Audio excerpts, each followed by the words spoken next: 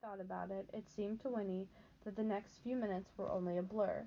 First she was kneeling on the ground insisting on a drink from the spring, and the next thing she knew she was seized and swung through the air, open-mouthed, and found herself straddling the bouncing back of the fat old horse, while Miles and Jessie trotting along on either side, while May ran puffing ahead, dragging on the bridle.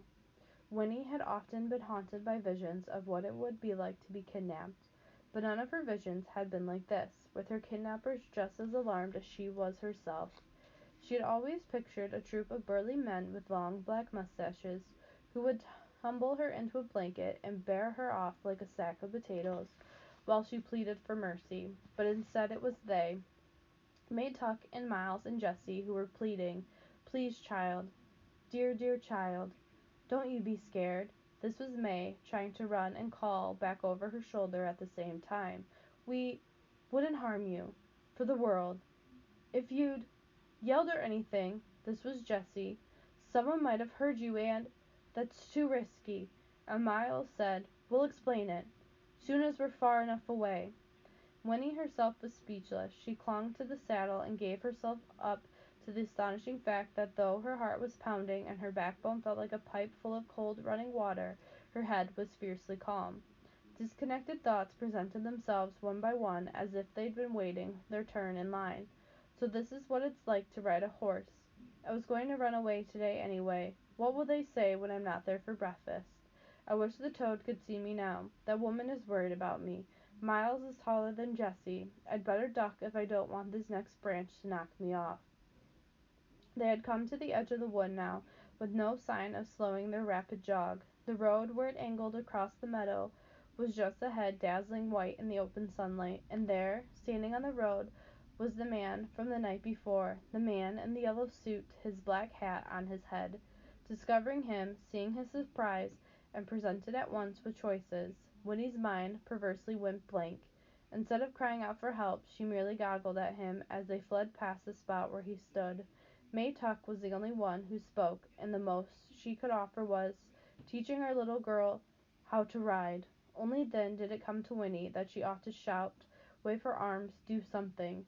But the man had fallen away behind by that time, and she was afraid to let go of the saddle, afraid to turn around lest she fall off the horse. In another moment it was too late. They had sped up the hill and down its other side, and the opportunity was lost. After another few minutes the road led them to a place where off to the left a shallow stream looped near, with the willows and sheltering scrubby bushes. "Stop!" cried May. "We'll stop here." Miles and Jessie grabbed at the horse's harness, and he pulled up abruptly, nearly toppling Winnie off over his neck. "Lift the poor child down," May gasped, her chest heaving. "We'll go catch our breath by the water and try to put things straight before we go on." But the explanation, once they had stumbled to the banks of the stream, came hard.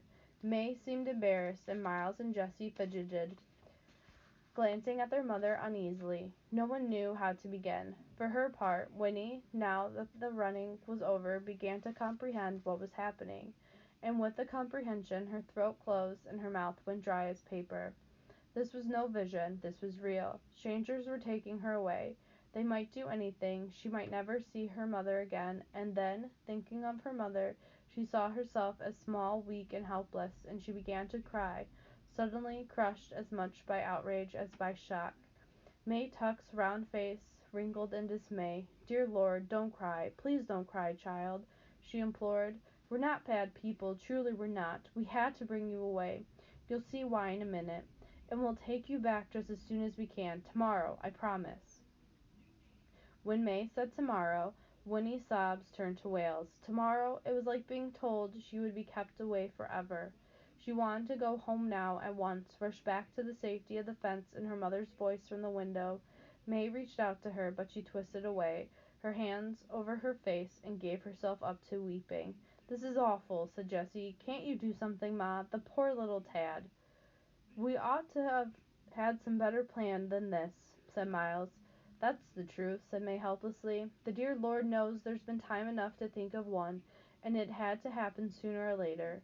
We've been plain bone lucky it hasn't before now, but I never expected it'd be a child." She reached distractedly into the pocket of her skirt and took out the music box, and without thinking twisted the winding key with trembling fingers.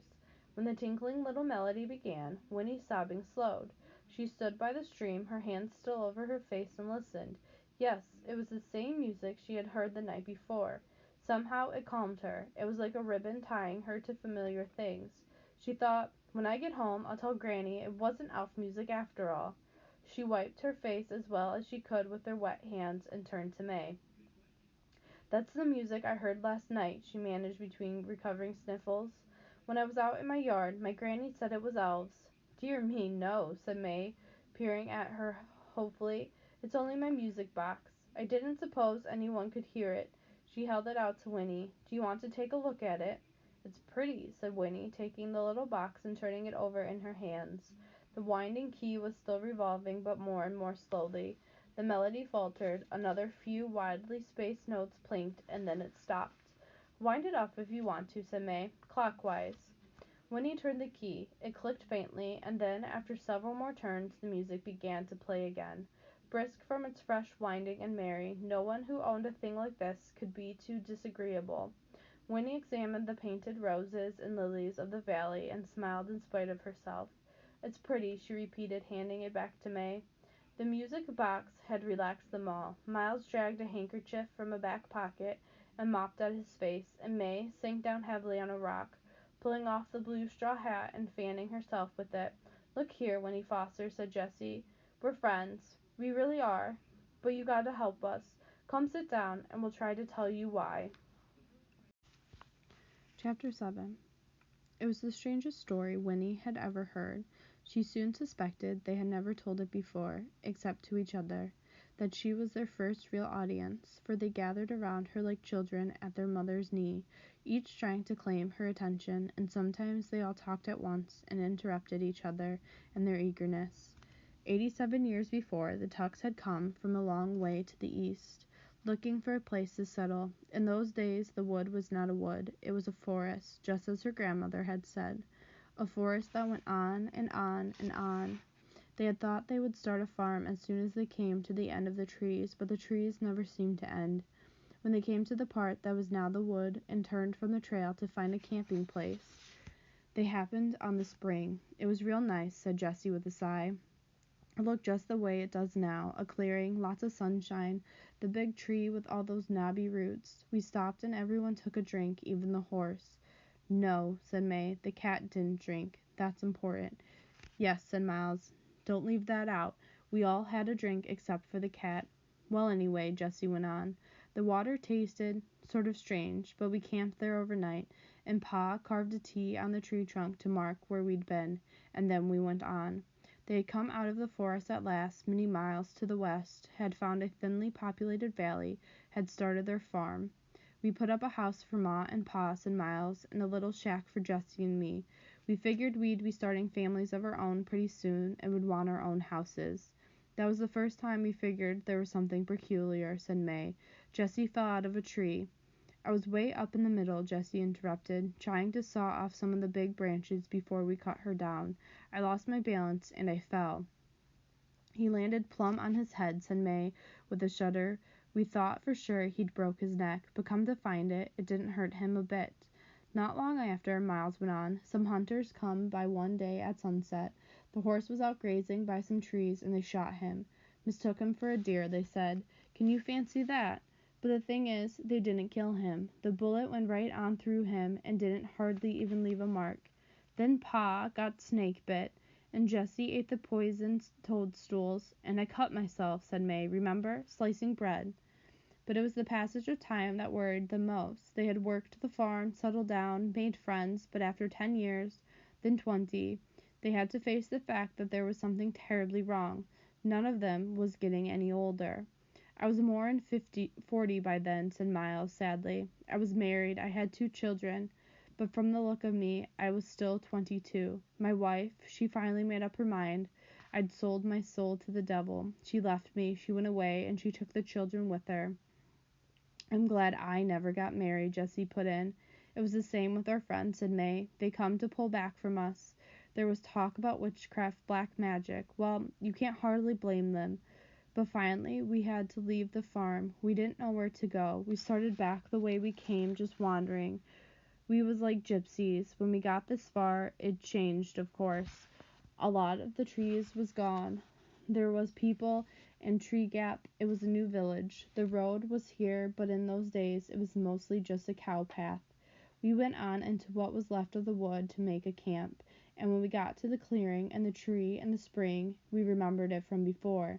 It hadn't changed no more'n we had, said Miles, and that was how we found out. Pod carved a T on the tree, remember, 20 years before, but the T was just where it had been when he'd done it. The tree hadn't grown one whit in all that time.